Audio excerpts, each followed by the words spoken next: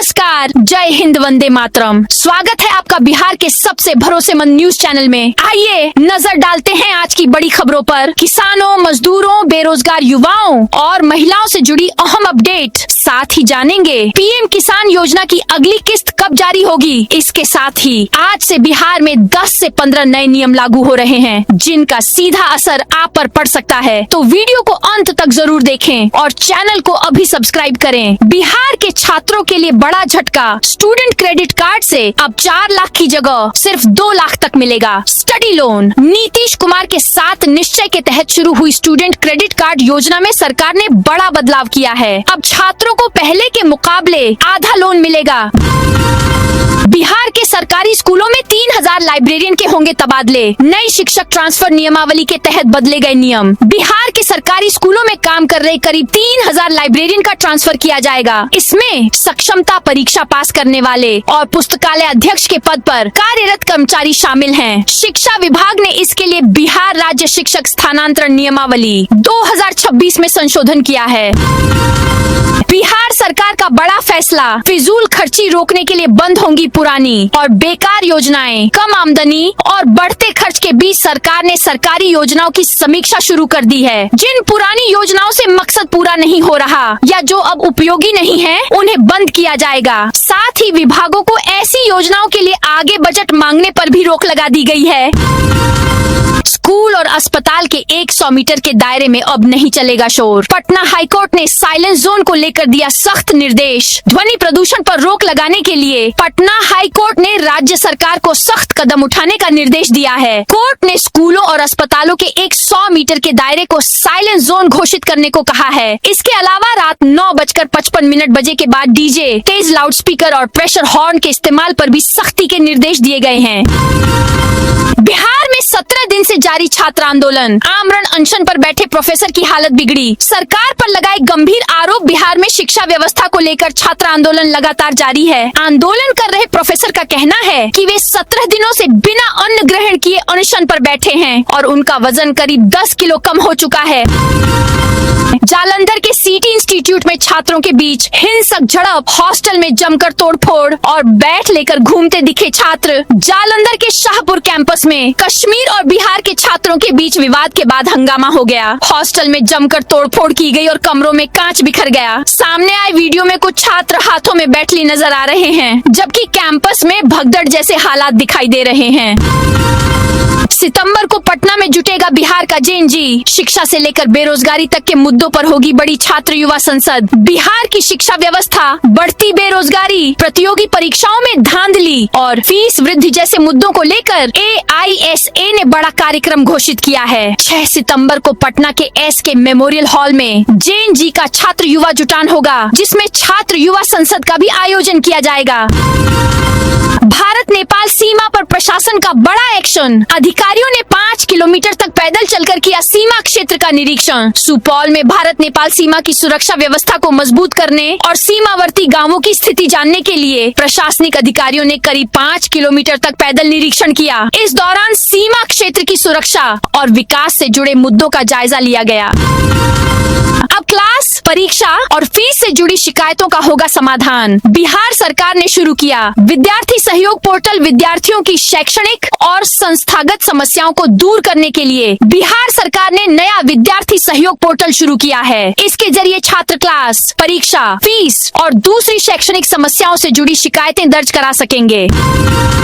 सहरसा के TVS showroom में दिन दहाड़े 20 से 25 लोगों का हंगामा। कर्मचारियों से मारपीट और जमकर तोड़फोड़। CCTV में कैद हुई पूरी घटना। सहरसा के पटुआहा स्थित वार्ड नंबर 25 में TVS ऑन्टो शोरूम पर 20 से 25 उपद्रवियों ने हमला कर दिया। आरोप है कि भीड़ ने शोरूम में तोड़फोड़ करने के साथ कर्मचारियों के साथ मारपीट भी की। पूरी घटना CCTV कैमरे में रिकॉर्ड हुई, जिसका वीडियो सामने आया है। कॉमनवेल्थ गोल्ड मेडलिस्ट झंडू कुमार के बड़े भाई अचानक लापता। बख्तियारपुर स्टेशन पहुंचने के बाद नहीं मिला कोई सुराग। ग्लासगो कॉमनवेल्थ गेम्स में ब्रॉन्ज मेडल जीतने वाले पैरा पावर लिफ्टर झंडू कुमार के बड़े भाई संतोष पासवान संदिग्ध परिस्थितियों में लापता हो गए हैं। वह हरनौत स्थित घर से ऑटो के जरिए बख्तियारपुर रेलवे स्टेशन पहुंचे थे, लेकिन उसके बाद से उनका कोई पता नहीं चल पाया है। अशोक धाम भगदड़ मामले में जांच रिपोर्ट आई सामने। अधिकारियों को क्लीन चिट, बिजली का पोल और कमजोर बैरिकेडिंग को बताया। हादसे की वजह लखीसराय के अशोक धाम मंदिर में 17 अगस्त को हुई भगदड़ की जिला स्तरीय जांच पूरी हो गई है। डीएम नीरज कुमार की अध्यक्षता वाली टीम ने अपनी रिपोर्ट डीएम को सौंप दी है। जांच में बिजली का पोल गिरना और कमजोर बैरिकेडिंग हादसे की प्रमुख वजह बताई गई है। बिहार की राजनीति में फिर हलचल तेज। करीब 2 दशक तक विधायक रहे गोपाल मंडल अब कांग्रेस में जाने की तैयारी में। गोपालपुर विधानसभा क्षेत्र से लंबे समय तक विधायक रहे गोपाल मंडल के कांग्रेस में शामिल होने की चर्चा ने बिहार की सियासत गरमा दी है। उनके कांग्रेस में जाने की खबरों के बीच भागलपुर की राजनीति में नई चर्चाएं शुरू हो गई हैं। गंगा का जलस्तर बढ़ने से घाटों पर बड़ा खतरा। एलसीटी घाट पर डूबते युवक को लोगों ने समय रहते बचाया। पटना में गंगा का जलस्तर तेजी से बढ़ रहा है और शहर के कई घाटों पर पानी फैलने लगा है। दीघा में जेपी गंगा पट के नीचे बनी चौपाटी भी कुछ ही घंटों में पानी से घिर गई। इसी बीच एलसीटी घाट पर एक युवक के डूबने की घटना सामने आई, जिसे स्थानीय लोगों ने बचा लिया। सहरसा में मनरेगा के नाम पर 13 लाख रुपए की फर्जी निकासी का आरोप। ग्रामीणों ने जांच और एफआईआर की मांग की। सलखुआ प्रखंड की मुबारकपुर पंचायत में सरकारी राशि के कथित दुरुपयोग का मामला सामने आया है। ग्रामीणों का आरोप है कि सांसद मद से पहले बनी सड़क को मनरेगा की अलग अलग योजनाओं में दिखाकर करीब 13 लाख रुपए की फर्जी निकासी की गई। पूर्वी चंपारण में 33,000 से ज्यादा परिवारों का अपना पक्का घर हुआ तैयार। पीएम आवास योजना के तहत हुआ गृह प्रवेश पूर्वी चंपारण में। प्रधानमंत्री आवास योजना के तहत 33,084 पक्के घरों का निर्माण पूरा हो चुका है। लाभार्थियों को गृह प्रवेश कराया गया और प्रतीकात्मक रूप से घरों की चाबियां सौंपी गयी। समाहरणालय के राजेंद्र प्रसाद सभागार में इस मौके पर कार्यक्रम आयोजित किया गया। महंगाई ने बिगाड़ा आम लोगों का घरेलू बजट। चीनी तेल से लेकर दाल और प्याज तक के दाम बढ़े। गोपालगंज में रोजमर्रा की जरूरतों का सामान महंगा होने से आम लोगों की परेशानी बढ़ गई है। चीनी, गुड़, सरसों तेल, रिफाइंड, दाल और प्याज जैसी जरूरी चीजों की कीमतों में तेजी आई है। बढ़ते खर्च के बीच मध्यम और निम्न वर्ग के परिवार अब घरेलू खरीदारी में कटौती करने को मजबूर हैं। अररिया बस स्टैंड का टैक्स सीधे हुआ 2 गुना। 50 से बढ़ाकर 100 रुपए किए जाने पर किरानी संघ का प्रदर्शन। अररिया बस स्टैंड में नगर परिषद की ओर से बसों से वसूले जाने वाले टैक्स को 50 से बढ़ाकर 100 रुपए किए जाने का विरोध शुरू हो गया है। किरानी संघ के सदस्यों ने प्रदर्शन कर बढ़ी हुई दर वापस लेने की मांग की। संघ ने टैक्स के साथ बस स्टैंड में बुनियादी सुविधाओं की कमी का मुद्दा भी उठाया। तेज प्रताप यादव और अनुष्का के परिवार के बीच विवाद फिर बढ़ा। भाई आकाश यादव ने लगाया साजिश का आरोप। लालू यादव के बड़े बेटे तेज प्रताप यादव और अनुष्का के भाई आकाश यादव के बीच तनातनी एक बार फिर सामने आई है। अनुष्का की बेटी उज्जैनी का महाकाल में अन्नप्राशन कराने के बाद लौटे आकाश यादव ने तेज प्रताप यादव के खिलाफ थाने में शिकायत दर्ज कराई है और उन पर साजिश करने का आरोप लगाया है। मधुबनी पहुंचे तेजस्वी यादव का सरकार पर हमला। बोले बिहार में न मंत्री की वैल्यू है और न जनप्रतिनिधियों की नेता प्रतिपक्ष। तेजस्वी यादव ने मधुबनी में प्रेस वार्ता के दौरान बिहार सरकार पर जमकर निशाना साधा। उन्होंने अफसरशाही को लेकर आरोप लगाया कि राज्य में अधिकारियों का दबदबा बढ़ गया है। तेजस्वी ने कहा कि बिहार में न किसी मंत्री की कोई वैल्यू है और न ही किसी जनप्रतिनिधि की।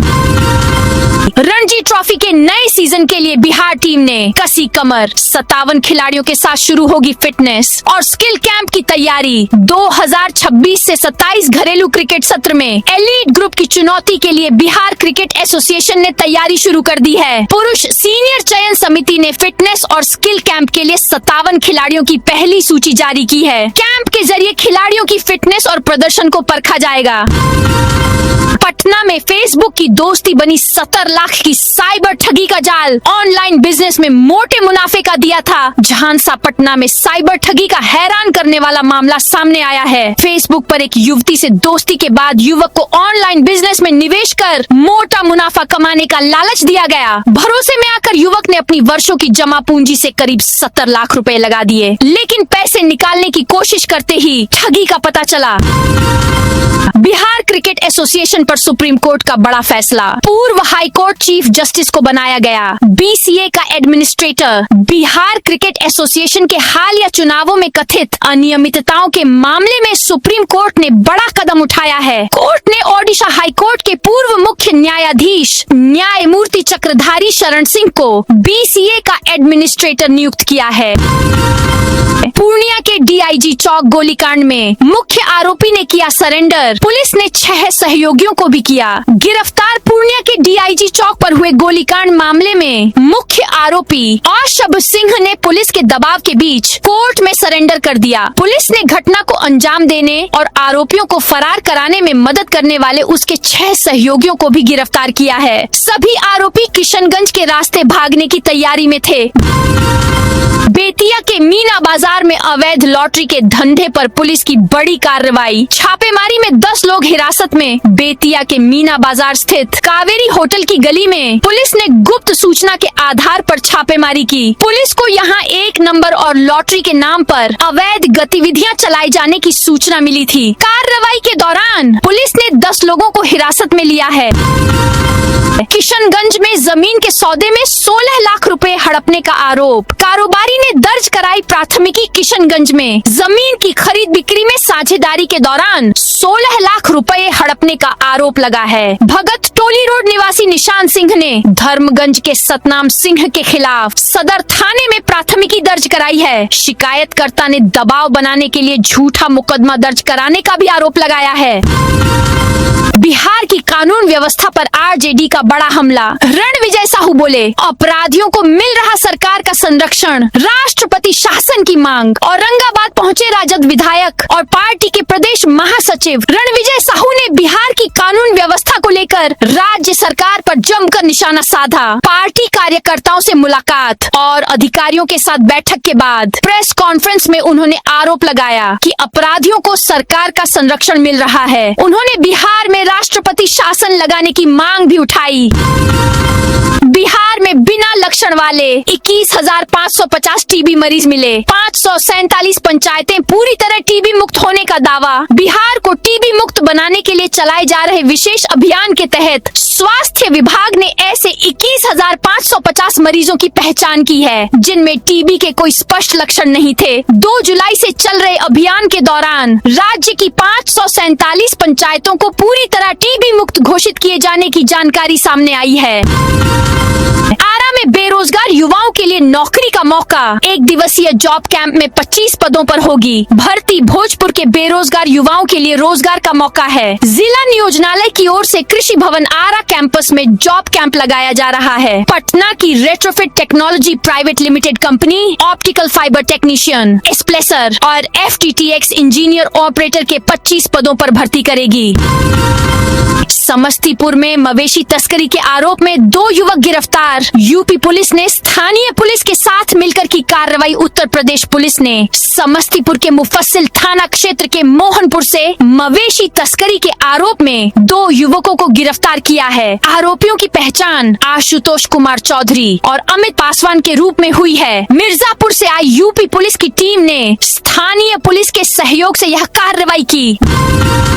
बिहार कांग्रेस के 20 जिलों के 72 प्रखंड अध्यक्षों की ट्रेनिंग शुरू। 2 दिवसीय आवासीय शिविर में संगठन को मजबूत करने पर जोर। बिहार प्रदेश कांग्रेस कमेटी के ट्रेनिंग डिपार्टमेंट की ओर से प्रखंड अध्यक्षों का 2 दिवसीय राज्य स्तरीय प्रशिक्षण शिविर शुरू किया गया है। कुटुम्बा प्रखंड के तमसी मोड़ के पास आयोजित इस आवासीय शिविर में 20 जिलों के 72 प्रखंड अध्यक्षों को संगठन और पार्टी की गतिविधियों से जुड़ी ट्रेनिंग दी जा रही है।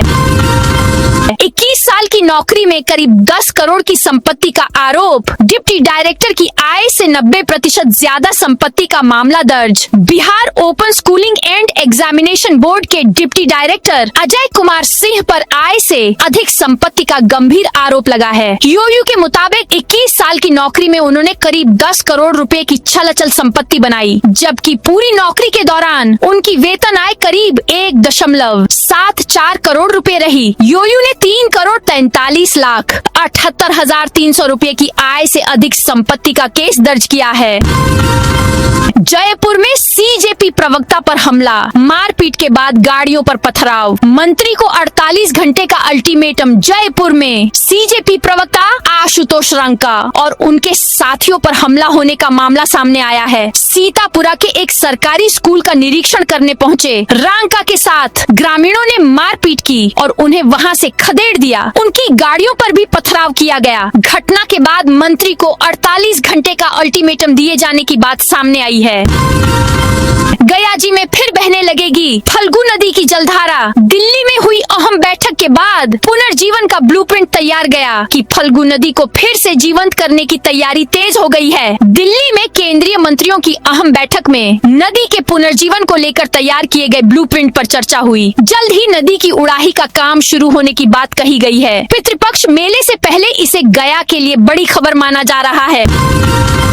पटना के रोजगार मेले में 15 से 16 हजार की सैलरी पर चेन्नई भेजने का ऑफर। उम्मीदवार बोला, इतने में आदमी क्या खाएगा और क्या बचाएगा। पटना के ज्ञान भवन में लगे रोजगार मेले में नौकरी की तलाश में पहुंचे युवाओं को कम वेतन वाले ऑफर मिलने से निराशा देखने को मिली। एक उम्मीदवार ने कहा कि 15 से 16 हजार रुपए की सैलरी पर चेन्नई भेजा जा रहा है। ऐसे में इतने पैसों में आदमी क्या खाएगा और क्या बचाएगा। युवाओं ने बेहतर वेतन और नौकरी की स्पष्ट जानकारी की मांग उठाई।